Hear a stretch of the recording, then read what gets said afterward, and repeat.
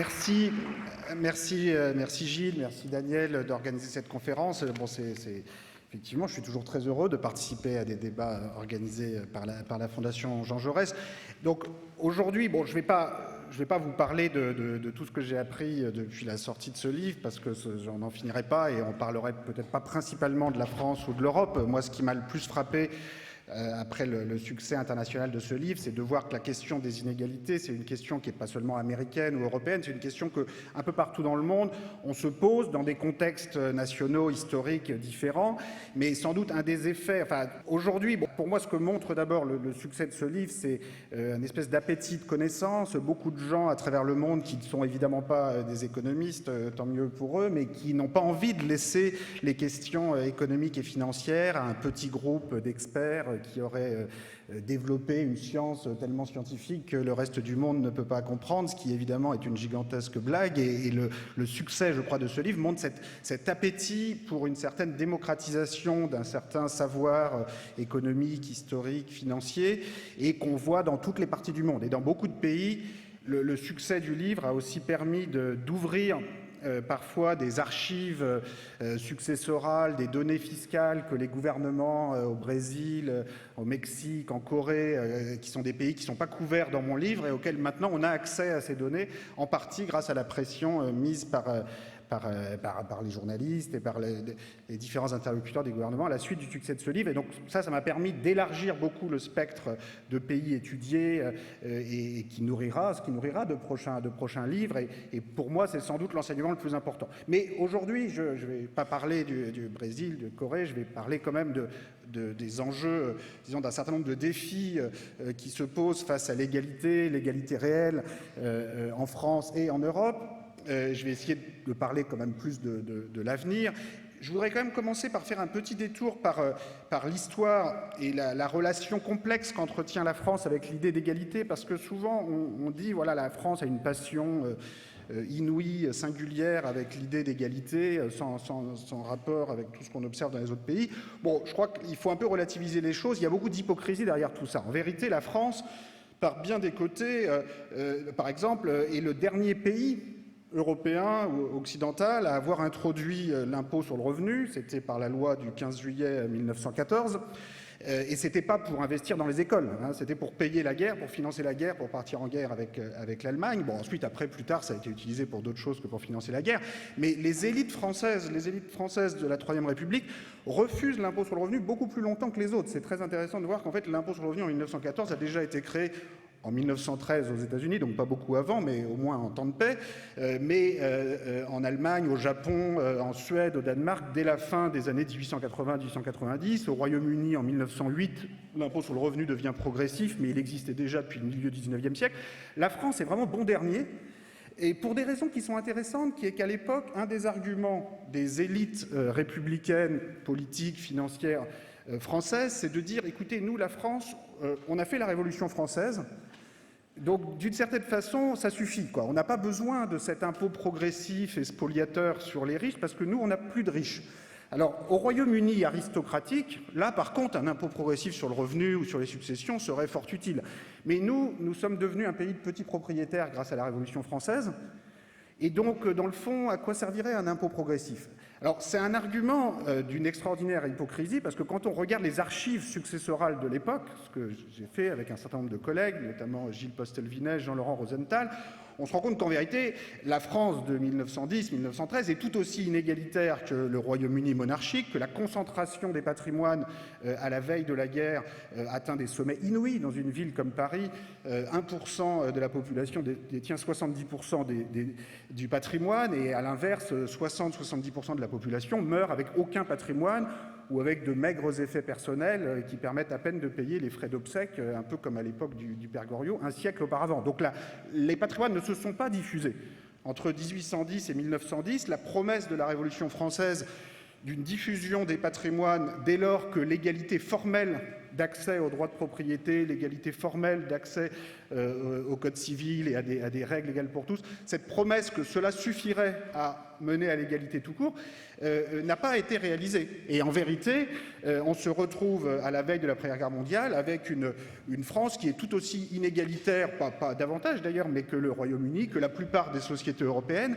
Et ce sont uniquement les guerres mondiales qui vont en France, comme d'ailleurs dans la plupart des sociétés européennes, conduire à l'adoption d'un certain nombre de réformes fiscales, sociales, qui finalement seront imposées aux élites, qui seront finalement acceptées par les élites à la suite de ces chocs, un peu dans l'entre-deux-guerres et plus encore après 1945, mais qui n'étaient absolument pas acceptées spontanément avant 1914. On avait le suffrage universel, mais malheureusement la marche vers l'égalité au XXe siècle n'est pas simplement la conséquence rectiligne d'une progression logique et apaisée du suffrage universel vers la redistribution. Ce n'est pas comme ça que les choses se sont passées. Et moi, c'est l'étude de cette période historique, l'étude en particulier de cette Troisième République d'avant 1914 et de son refus de la redistribution chez des élites qui instrumentalisent l'acquis de la Révolution française pour refuser toute redistribution supplémentaire, m'a beaucoup marqué, parce que ça montre une chose, c'est que voilà, les élites ont toujours beaucoup d'imagination pour justifier le régime inégalitaire dont elles sont bénéficiaires. Il y a toujours beaucoup d'hypocrisie. Un peu de la même façon comme aujourd'hui en France, on peut accepter tout à fait tranquillement d'investir dans les grandes écoles 3 fois plus d'argent par étudiant que dans les universités, au nom du fait que comme tout ceci est républicain, n'est-ce pas, tout ceci est parfaitement compatible avec l'idée d'égalité qu'on peut se faire. Donc il y a une espèce d'hypocrisie. Je ne dis pas du tout qu'on est dans la même situation qu'avant 1914 en termes de degré d'inégalité, évidemment, mais il faut se méfier d'une certaine autosatisfaction française. On aime bien se voir comme le pays de l'égalité, c'est parfois vrai, c'est parfois beaucoup moins vrai, et je pense qu'il faut exercer cet esprit critique, et le recul historique permet aussi de remettre les choses à leur place, et c'est ça d'abord que j'essaye de faire dans ma démarche de chercheur. Alors, si on regarde la situation aujourd'hui, évidemment elle est très différente, les inégalités se sont fortement réduites, notamment à la suite des guerres mondiales et des politiques fiscale, sociale, la sécurité sociale, l'impôt progressif, l'école qui s'est généralisée, l'école gratuite et obligatoire qui s'est généralisée. Donc tout ça a permis de réduire les inégalités très fortement, alors qu'aucun mouvement naturel, disons, de réduction des inégalités se déroulait avant la Première Guerre mondiale.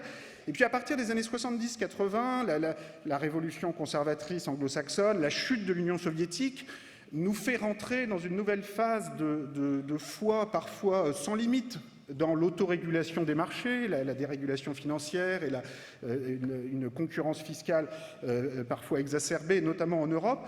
Tout cela mène à un mouvement de réaugmentation des inégalités, et même si aujourd'hui, en Europe et en France en particulier, on se trouve à un niveau de concentration des revenus et des patrimoines qui reste très inférieur à celui d'avant 1914, la tendance clairement est celui d'un amenuisement de la classe moyenne en termes de part du patrimoine national détenu. Donc dans mes recherches, j'essaye de distinguer les 10% du haut, les 50% du bas et les 40% du milieu que j'appelle la classe moyenne patrimoniale dans mon livre. Ce sont des appellations comme une autre, mais qui permettent au moins de comparer différentes sociétés entre elles au cours du temps, dans le temps. Et on voit que cette part du patrimoine allant aux 40% du milieu, qui était presque aussi faible que celle des 50% du bas jusqu'en 1914 et qui a beaucoup augmenté au XXe siècle. Et le développement de cette classe moyenne patrimoniale est sans doute le mouvement principal de réduction des inégalités sur longue période.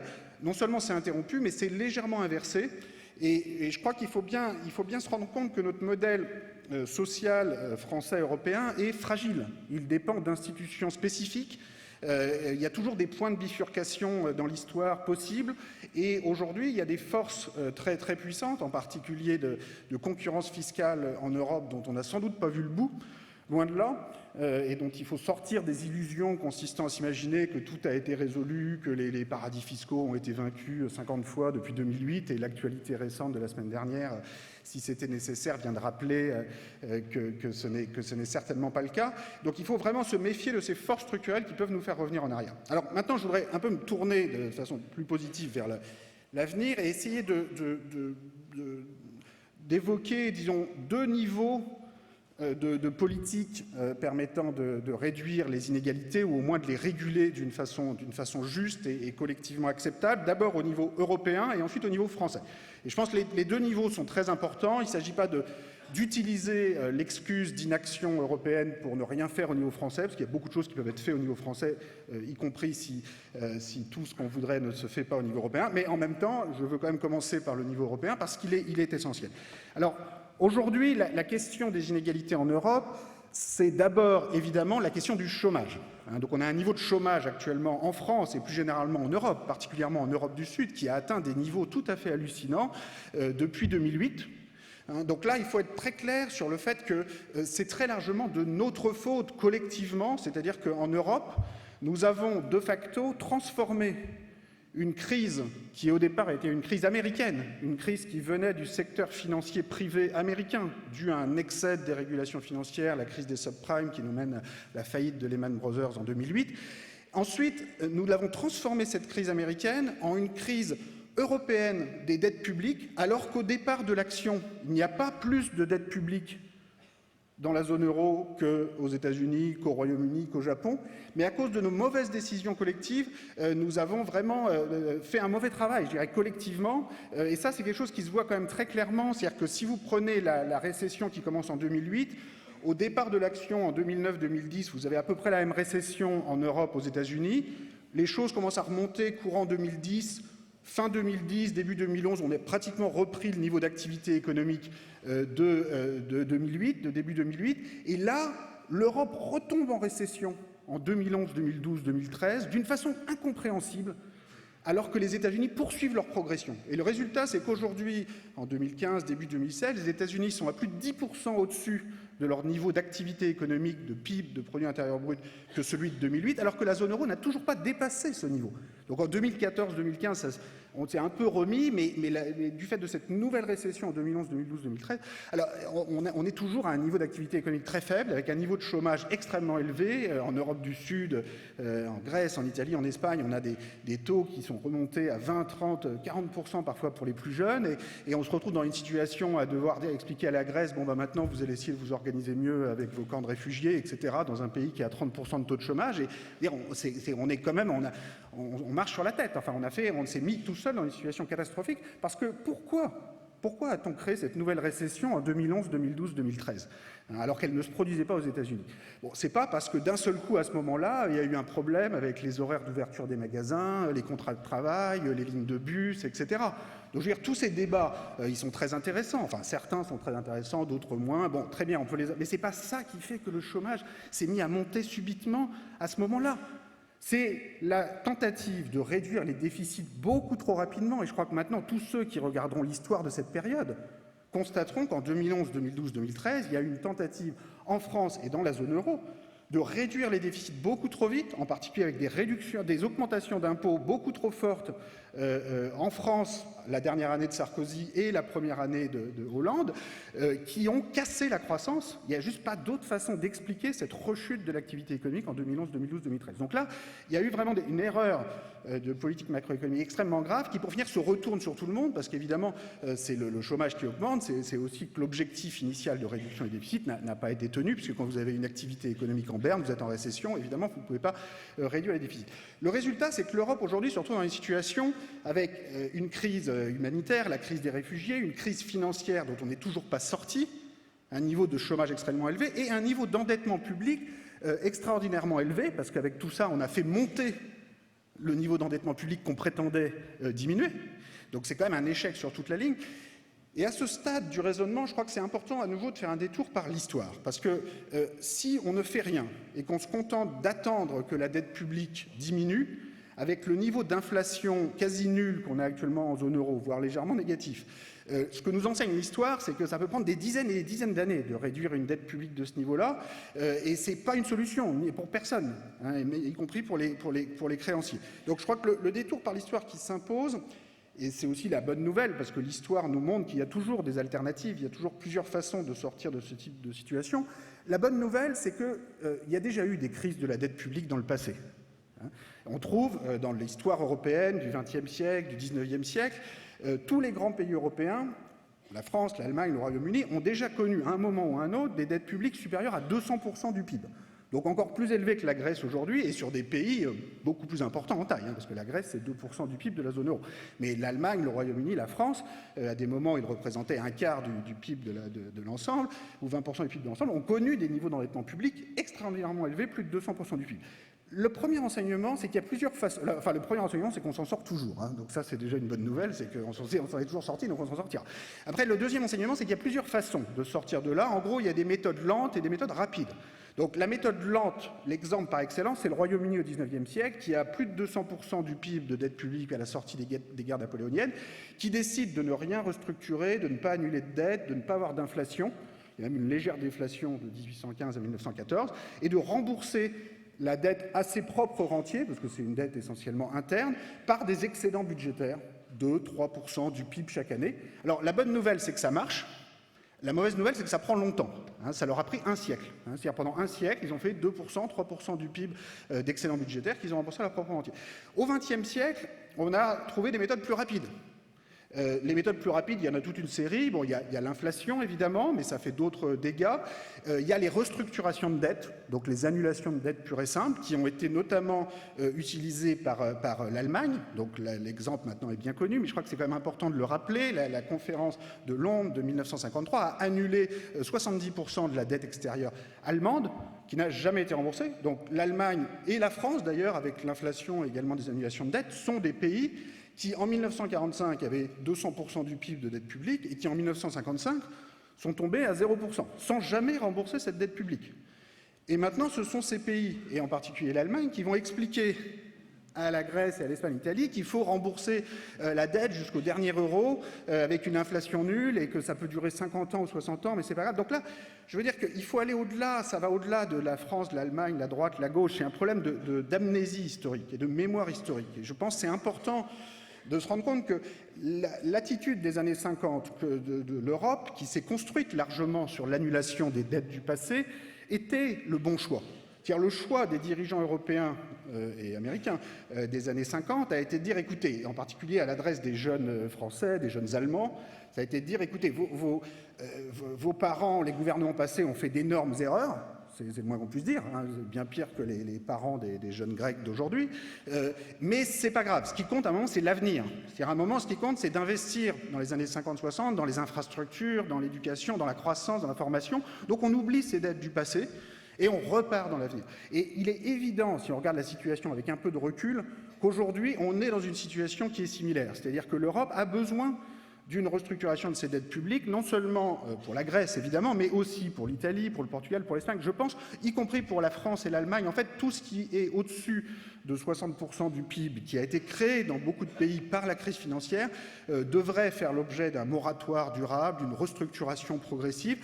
On s'y oriente doucement, mais on s'y oriente vraiment très très doucement. Et là encore, l'actualité de la semaine dernière sur le fait que les négociations concernant la dette grecque ont repris de façon extrêmement laborieuse.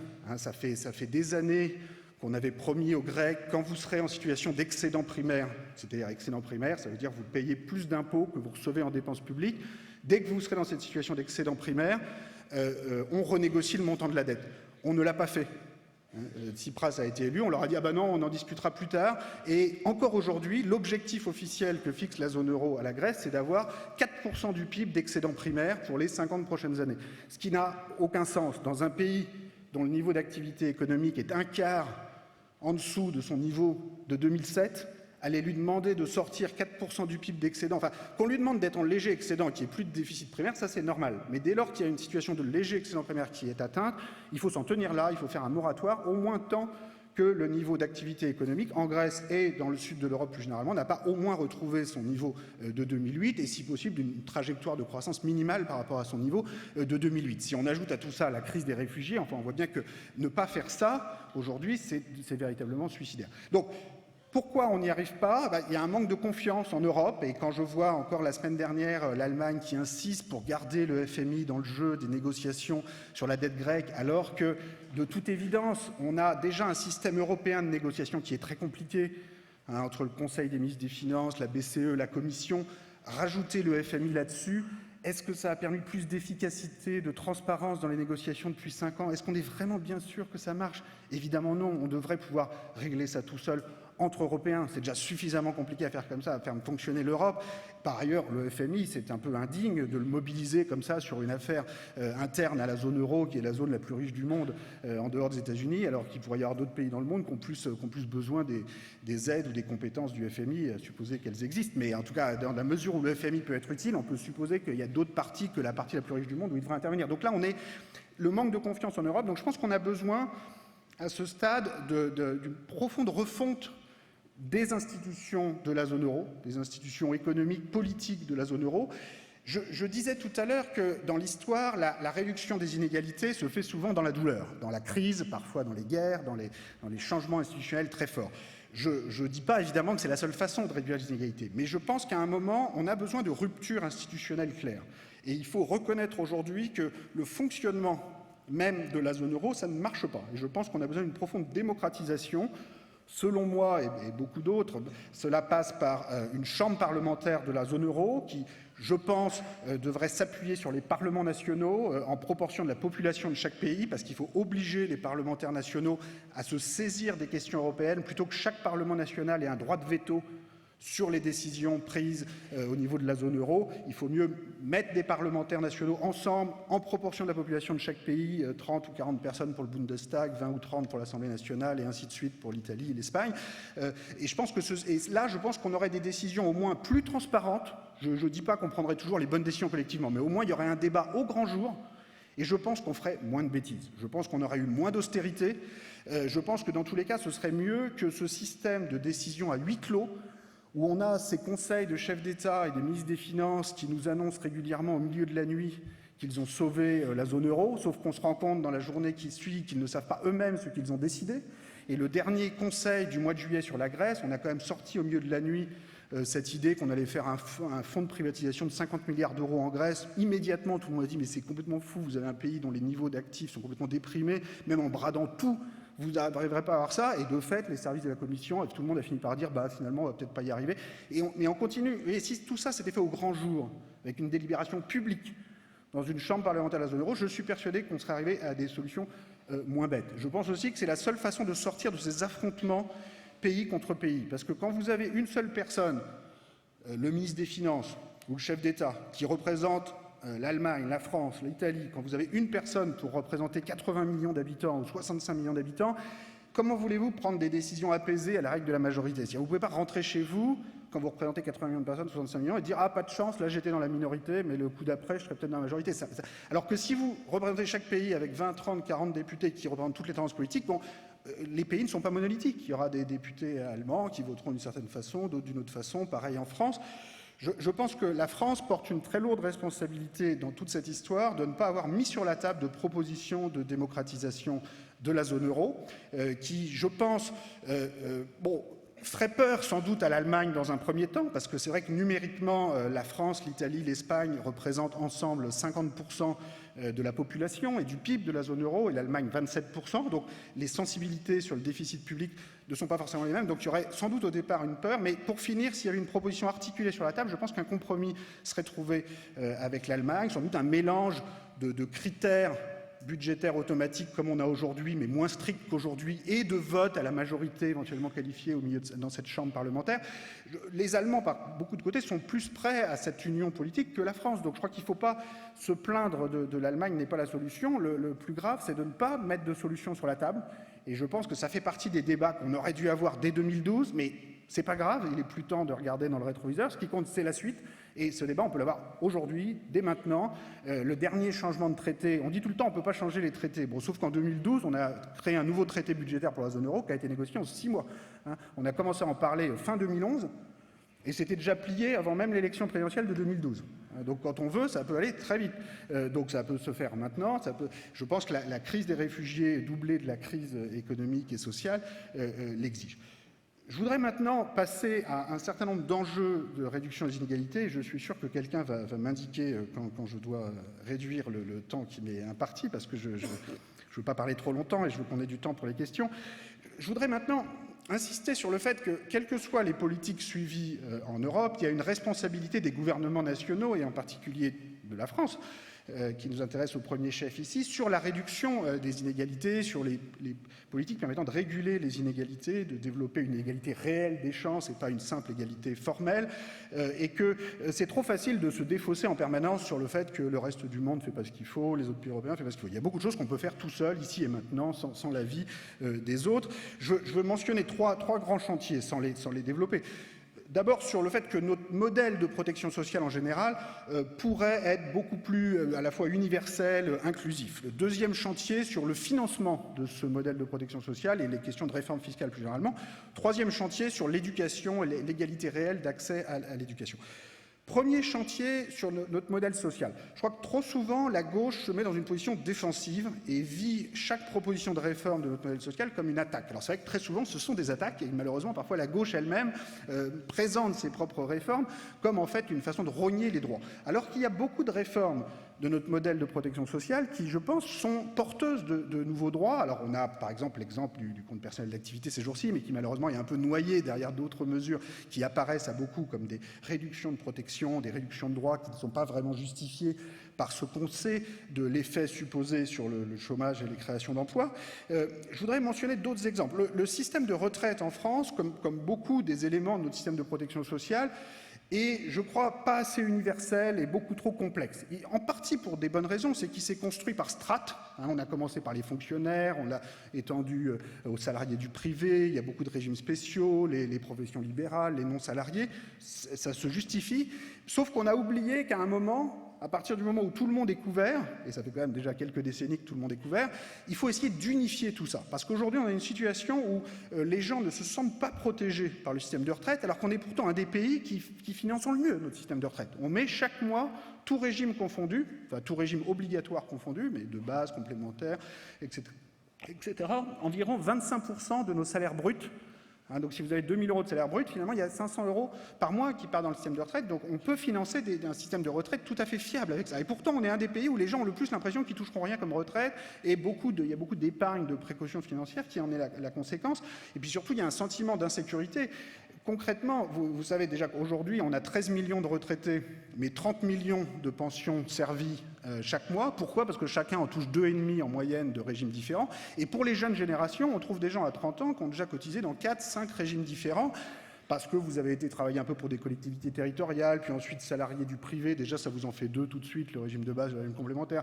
Vous avez été non salarié, vous avez été auto-entrepreneur, vous avez été un peu à l'étranger. Les gens reçoivent des courriers leur disant, vous savez, il faudrait racheter votre trimestre manquant depuis votre passage à l'étranger, et personne n'est capable de leur dire si c'est une bonne idée de les racheter ou non. Même un spécialiste des retraites est incapable de leur dire tellement le système est complexe. Donc là, je pense pour les jeunes générations, sont parfaitement prêts pour une réforme d'ensemble qui unifie les droits à la retraite, quel que soit le type d'activité que vous fassiez. Pour ceux qui s'apprêtent à partir, évidemment, c'est difficile parce qu'ils ont prévu un certain nombre de règles qui sont différentes sur les régimes, on ne peut pas les modifier comme ça. Mais pour les nouveaux entrants, les nouvelles générations, moi, j'ai aucun doute sur le fait que les jeunes générations sont prêts à aller de l'avant. Plus généralement, notre modèle social n'est pas suffisamment inclusif. Je pense notamment à la question de la participation des salariés au conseil d'administration des entreprises. Pendant des années en France, les employeurs ont expliqué que les salariés, c'était des gens pas raisonnables du tout et qu'il fallait surtout pas leur donner de droit de vote dans les conseils d'administration. On peut les mettre dans des trucs consultatifs pour des comités, mais surtout pas dans les choses sérieuses où on vote vraiment le budget de l'entreprise, etc. Puis à un moment, quand même, on leur a dit, mais vous savez, en Suède, vous avez 1/3 des sièges au conseil d'administration des entreprises qui sont des représentants des salariés. En Allemagne, c'est la moitié. Bon, apparemment, ça marche pas si mal que ça. Et finalement, les entreprises suédoises, allemandes s'en sortent plutôt mieux que vous, vos entreprises patrons français. Donc, les gens, finalement, il y a eu une loi, il y a 2 ans, qui a introduit 1 siège. Enfin, 12 quand on a jusqu'à 12 sièges en conseil d'administration, il y en a 1 pour les salariés. Bon, c'est pas encore les 30% de Suède ou les 50% d'Allemagne, mais c'est déjà mieux que 0. Je pense qu'il faudrait aller plus loin. Je pense que c'est une des façons, quand on regarde les différents pays et qu'est-ce qui peut promouvoir le dialogue social, de permettre quelque chose de plus constructif. Sur la question du financement de la protection sociale, qui est un débat récurrent en France, je pense, là encore, que notre système a besoin d'être réformé profondément. On a un système de financement de notre protection sociale qui repose beaucoup trop lourdement sur la masse salariale du secteur privé, sur les cotisations patronales, en particulier reposant sur la masse salariale du secteur privé. Et je pense qu'il faut le réformer profondément. Alors, en gros, il y a deux options. Il y a une option qui, en général, a plutôt été défendue par la droite, qui est de transférer tout ça sur la TVA dite sociale. Le problème, c'est que, vu l'ampleur du transfert de cotisations, il faudrait augmenter la TVA de 10 points, de 15 points, de 20 points. Ce n'est pas à la hauteur, je pense, de la situation. Il y a une autre option que je défends, avec beaucoup d'autres, qui est de dire, si on ne veut pas que ça repose sur la masse salariale du secteur privé, la seule option juste, c'est que ça repose sur tous les revenus, donc salaire du secteur privé, évidemment, mais aussi salaire du public, pension de retraite, revenus des professions non salariées, tous les revenus de patrimoine, comme la CSG, mais d'une façon progressive. C'est-à-dire que, comme c'est déjà le cas d'ailleurs aujourd'hui pour les retraités, les retraités depuis 20 ans en France ont des taux gradués de CSG, les basses retraites ont 0%, les retraites moyennes basses ont un demi-taux, et puis les retraites plus élevées ont un taux complet. Eh bien, je pense que le même système devrait s'appliquer sur l'ensemble des revenus. Voilà, vous avez 1 000 € par mois, tout le monde paye, mais quand vous avez 1 000 € par mois, vous ne payez pas le même taux que si vous avez 5 000 € par mois. Au lieu d'avoir 1% sur tout le monde, vous pouvez avoir 0,5%, 1,5%, et quelle que soit la forme de vos revenus, que ce soit des salaires du privé, des salaires du public, des revenus de patrimoine, des revenus de profession non salariée. Je pense que c'est le système qui est non seulement le plus juste, le plus lisible, mais qui est le seul à la hauteur du problème qu'on a, puisqu'on part quand même d'une situation où on a vraiment chargé la barque du côté du financement de notre protection sociale par les cotisations pesant sur les salaires privés. En gros, hors réduction de cotisation, on a un taux de cotisation patronale qui est de l'ordre de 45% en plus des salaires bruts, alors que dans la plupart des pays européens, on est plutôt à 20%, parce qu'en France, non seulement on finance les retraites, les allocations de chômage de cette façon-là, ce qui peut se justifier, parce qu'on a une forme de revenu de remplacement, donc vous cotisez en proportion de votre salaire et plus tard vous touchez plus ou moins en proportion de votre salaire, mais le problème c'est qu'on utilise également ce système pour financer l'assurance maladie, les allocations familiales, la formation professionnelle, le logement, enfin toutes sortes de dépenses très utiles, mais qui devraient reposer sur l'ensemble des citoyens en fonction de leurs revenus et pas simplement sur la masse salariale du secteur privé. Alors, de ce point de vue-là, ce qui a été fait pendant ce quinquennat, je trouve franchement est un peu navrant, puisqu'on a commencé par supprimer les réductions de cotisations patronales qui avaient été mises en place sous Sarkozy, à la toute fin de Sarkozy. Je pense qu'il aurait mieux fallu les maintenir. Et ensuite, 6 mois plus tard, 6 mois après les avoir supprimés, on a inventé le CICE, le crédit d'impôt compétitivité emploi, qui consiste à rembourser avec 1 an de retard une partie des cotisations patronales justement payées par les entreprises 1 an plus tôt. Donc là, c'est quand même hallucinant, parce que la plupart des entreprises n'y comprennent rien, en particulier les petites et moyennes entreprises, reçoivent des chèques de CICE sans savoir pourquoi ils les touchent. Donc on dépense 20-30 milliards d'euros, dont au moins la moitié, les gens les reçoivent sans savoir pourquoi ils les reçoivent. Donc on tue complètement l'effet incitatif de la mesure. Et la bonne nouvelle, c'est que le président de la République nous a annoncé que d'ici 2017, mais il va falloir qu'il se dépêche quand même, il pensait remplacer le CICE par justement une réduction de cotisation patronale pérenne sur les bas salaires, qui est le truc qu'il y avait à l'entrée et qu'il avait supprimé. Donc, moi, ça me rappelle quand même un tout petit peu Sarkozy qui supprime à la fin de son mandat le bouclier fiscal qu'il a introduit au début du mandat. Donc j'avais quand même envie de vous dire 5 ans pour ça, c'est quand même un peu triste. Donc je suis désolé d'être un peu polémique, mais je sais bien que Gilles n'est pas responsable de cette mesure et il la désapprouve profondément. Je veux dire qu'on perd beaucoup de temps, je pense en partie aussi parce que, comme citoyens, collectivement, on n'a pas des débats suffisamment exigeants et rigoureux avant les élections. Et je pense que ce n'est pas la faute, les dirigeants politiques, ce sont des êtres humains, des présidents normaux, des personnes humaines comme les autres, on ne peut pas non plus trop leur demander. Le problème, c'est qu'on se repose trop sur eux, c'est-à-dire que dans l'élection, la primaire en particulier d'il y a 5 ans, très souvent, il suffisait que François Hollande dise dans un débat « je vais faire une grande réforme fiscale », et tout le monde disait, en particulier les journalistes qui l'interrogeaient, disaient « bon, c'est bon, il en a parlé, on peut cocher la case, on peut passer au sujet suivant ». Sauf qu'en fait, il n'avait rien dit. Donc après, on s'étonne qu'il ne se passe pas grand-chose après les élections. Mais je pense que c'est très important que ces questions, tout le monde s'en saisisse. Ce ne sont pas des questions techniques. Si on abandonne les questions économiques, financières, fiscales, de dette publique à d'autres en permanence, alors il ne faut pas s'étonner que ces décisions soient confisquées ensuite après les élections. Le dernier sujet que je voudrais évoquer dans le combat pour l'égalité, c'est la question de l'égalité d'accès, notamment à l'éducation. Et là, je pense qu'il faut il faut se rendre compte quand même, on parle d'égalité des chances, mais en pratique, le degré d'hypocrisie qu'on a parfois, on a des grands discours méritocratiques sur l'égalité d'accès à l'éducation qui caractériseraient nos sociétés modernes par rapport aux sociétés anciennes, qui avaient des inégalités explicites de caste, de statut, alors que nous, on serait rentré dans l'âge de l'égalité des droits. Il y a quand même une hypocrisie formidable, parce que quand on regarde les données qui sont à notre disposition, on constate, en fonction des origines familiales, une inégalité d'accès absolument monumentale. Des recherches américaines récentes ont montré, par exemple, que si vous mettez le percentile de revenu parental et vous comparez avec la probabilité d'accès à l'enseignement supérieur, ça va pratiquement de 0 à 100%. Enfin, vous avez quand même 20% de chances d'accéder à l'enseignement supérieur quand vos parents sont dans les 10% les plus pauvres, et puis ça monte à seulement 90% quand vos parents sont dans les 10% les plus riches. Mais vous avez une ligne droite qui va de 20% à 90%. Et en plus, les établissements auxquels vous accédez quand vos parents sont pauvres, évidemment, ne sont pas les mêmes que quand vos parents sont riches. Le revenu moyen, comme je le montre dans mon livre, le revenu moyen des parents des étudiants de Harvard actuellement correspond au revenu moyen des 2% des Américains les plus riches en revenus. Alors, ce qui ne veut pas dire que personne ne vient en dessous du top 2%, mais ça veut dire quelque chose de très précis, qui est qu'il y a tellement peu de gens qui accèdent à Harvard depuis en dessous du top 2%, et ceux qui accèdent depuis le top 2% sont tellement hauts dans le top 2% que finalement la moyenne générale est comme si on avait tiré au hasard tous les étudiants au sein du top 2% des parents. J'ai fait le même calcul pour Sciences Po, on arrive au top 9%. Donc c'est un bassin de recrutement un peu plus large, mais bon, ça reste quand même... Alors le directeur de Sciences Po était très mécontent, mais en même temps, ce sont les données de Sciences Po que j'ai utilisées pour calculer ça, donc je suis vraiment pour rien. Bon, je pense que cette inégalité d'accès, elle est sans doute moins extrême en France ou en Europe qu'aux États-Unis, parce qu'on n'a pas ces droits d'inscription faramineux, mais ne nous faisons pas d'illusions. On sait très bien qu'au-delà des barrières financières, qui peuvent être significatifs pour financer les études, et maintenant, dans un certain nombre de cas, les droits d'inscription, mais au-delà de ça, il y a des barrières culturelles. Alors, je voudrais finir sur une note optimiste, c'est qu'en principe, on peut, grâce aux nouvelles formes de délibération participative, grâce aux nouvelles technologies de l'information, on peut arriver à un niveau de délibération et on peut aussi arriver à développer des outils permettant d'aller au-delà des effets de réseau social, de réseau culturel qui permettent la reproduction des inégalités pour développer de véritables politiques d'égalité d'accès. Malheureusement, pour l'instant, en particulier en France, on n'a pas du tout la transparence et l'ambition qu'on devrait avoir. Je veux juste prendre un exemple et conclure par là. C'est ce fameux système APB qui gère les orientations dans l'enseignement supérieur. Bon, c'est quand même un petit outil, mais c'est 800 000 personnes chaque année qui rentrent leur nom dedans pour essayer de trouver leur filière d'enseignement supérieur.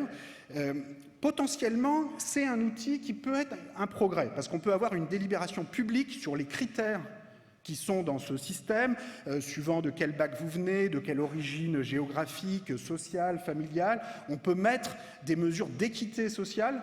D'ailleurs, c'est intéressant pour la petite histoire que ces questions d'affectation sont devenues tellement importantes qu'elles sont arrivées dans le domaine de la fiction. Je sais que beaucoup de gens ici aiment beaucoup la série Baron Noir, mais vous avez remarqué que l'élément central qui fait que le président socialiste dans Baron Noir essaye de se réconcilier avec la gauche, c'est sur une mesure pour permettre aux bacheliers de l'enseignement professionnel d'accéder aux IUT dont ils ont été évincés par les bacheliers généraux. Donc c'est vraiment la mesure typiquement APB. Et justement, la complainte du pays, c'est que tout ça n'est pas fait de façon transparente et que c'est insupportable et que les bacheliers professionnels se font avoir. Donc c'est une question qui est tout sauf triviale, qui est une question fondamentale d'équité. Sauf qu'actuellement en France, là si on ressort de la série et qu'on revient au monde réel, ce débat, il est impossible de l'avoir parce qu'on ne sait toujours pas comment fonctionne APB. C'est-à-dire qu'il y a des associations de lycéens récemment qui ont demandé au ministère « mais quand est-ce que vous nous révélez le code source de cette histoire ?» On ne veut pas les données individuelles, on veut juste savoir comment ça fonctionne votre programme en fonction des choix des uns et des autres. Et le gouvernement continue de dire « ah ben non, c'est très compliqué, vous savez, c'est un programme, vous allez risquer de ne pas comprendre. Hein. » Donc, mais vous savez, c'est comme si on avait un impôt sur le revenu ou des allocations logement, on disait « oh là, on ne va pas vous donner le barème, on va faire tourner la machine, vous inquiétez pas, ça vous donnera le bon impôt à la sortie. » Mais attendez, on est en 2016, ça ne va pas du tout. Ça devrait être au contraire un sujet de réappropriation politique citoyenne. Ce sont des questions difficiles, évidemment, comment les différentes trajectoires, les bacheliers professionnels, il y a eu une mesure qui avait été évoquée à l'Assemblée nationale, qui a même été votée à l'Assemblée nationale l'été 2013, je crois, ou 2014, disant, voilà, les X% ayant les meilleures notes dans tous les lycées doivent avoir accès à une classe préparatoire. Sauf que tout ça a été laissé à un décret d'application, personne ne sait comment fonctionne vraiment le logiciel APB, donc personne ne peut vérifier si effectivement ça s'est appliqué ou pas, etc. Les chercheurs n'ont aucun accès à ces données-là, mais là, je vous dis ça, c'est en tant que chercheur, mais je crois que ça va très au-delà du problème des chercheurs. C'est que c'est la société dans son ensemble, d'ailleurs dans le cadre d'une revendication toute récente d'associations de lycéens, qui demande cette transparence. Donc, cette question de l'égalité réelle, elle est fondamentale. Elle se pose pour l'accès à l'enseignement supérieur, mais elle se pose aussi pour l'accès au lycée, au système Affelnet à Paris. Elle peut se poser demain, si on veut essayer, au niveau du collège, de développer des politiques de mixité sociale. Eh bien, il va falloir expliciter les critères qui font qu'on mélange l'adresse des parents, les origines familiales, les notes, éventuellement, pour arriver à répartir tout ça. Tout ça doit se faire dans la transparence.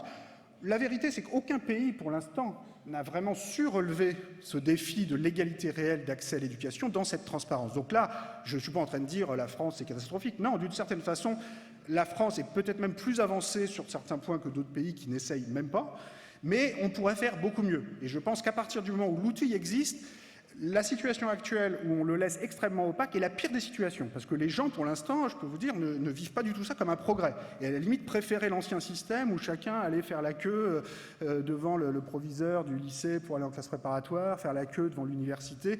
Enfin, pourtant, c'était pas terrible là, comme système d'aller faire la queue la nuit, mais au moins les gens avaient l'impression de comprendre à peu près les règles. Si vous y allez suffisamment tôt la nuit, ça a plus de chances de marcher que si vous y allez le matin. Là, on le met dans un logiciel dans lequel les gens ne comprennent rien. Il y a une frustration terrible à ce sujet. Il y a d'ailleurs parfois des règles étranges qui sont glissées par rapport aux élèves qui arrivent du privé, par rapport au public, alors qu'on ferait mieux d'assumer plus clairement ce qu'on souhaite faire par rapport au privé. Enfin, il y a plein de questions dont on pourrait débattre très longuement, mais je vais me restreindre, je vais m'arrêter là. Ce que je voulais faire dans cette conférence, c'est d'essayer d'illustrer la diversité des enjeux lorsqu'on s'intéresse à la question de la régulation des inégalités. Il y a des enjeux européens, quasiment de droit constitutionnel, en cas de refonte des traités européens. Il y a des enjeux d'organisation du système de retraite, il y a des enjeux de fiscalité, de financement de protection sociale, il y a des enjeux évidemment d'éducation. Et tous ces enjeux, disons, leur point commun, c'est qu'il ne faut pas se laisser impressionner par une certaine technicité. Et je pense qu'il faut accepter de rentrer dans les détails. Et que si on laisse les détails à d'autres et qu'on en reste à des principes généraux sur l'égalité, l'inégalité, c'est comme ça que les décisions seront confisquées par d'autres et très souvent ne seront pas prises dans le sens qu'on veut. Donc il faut, moi je détiens évidemment pas la certitude absolue sur aucune de ces questions, j'essaye simplement dans mon travail de rassembler des données historiques, comparatives, permettant de reverser ça sur la place publique et après à chacun de s'en saisir avec plein d'autres informations pour se faire son idée. Ce qui est important, c'est cette réappropriation collective, démocratique de ces politiques publiques de lutte contre l'inégalité. Et je voudrais conclure sur un mot optimiste. Moi, la principale leçon que j'ai tirée de mes travaux historiques sur les inégalités, c'est qu'il existe toujours des alternatives. Il existe toujours des alternatives, il existe toujours des bifurcations. Donc tous ceux qui disent qu'il n'y a qu'une seule façon de réduire la dette publique, il n'y a qu'une seule façon d'organiser le système fiscal, il n'y a qu'une seule façon d'organiser le marché du travail, eh bien ils se trompent, ils vous mentent, c'est pas vrai, il y a toujours plusieurs façons. Et regarder l'histoire permet non pas de trouver des solutions parfaites pour la suite, mais de remettre ces questions en perspective et, si possible, d'apaiser un peu la discussion, en tout cas d'avoir un débat démocratique mieux informé. Merci beaucoup pour votre attention.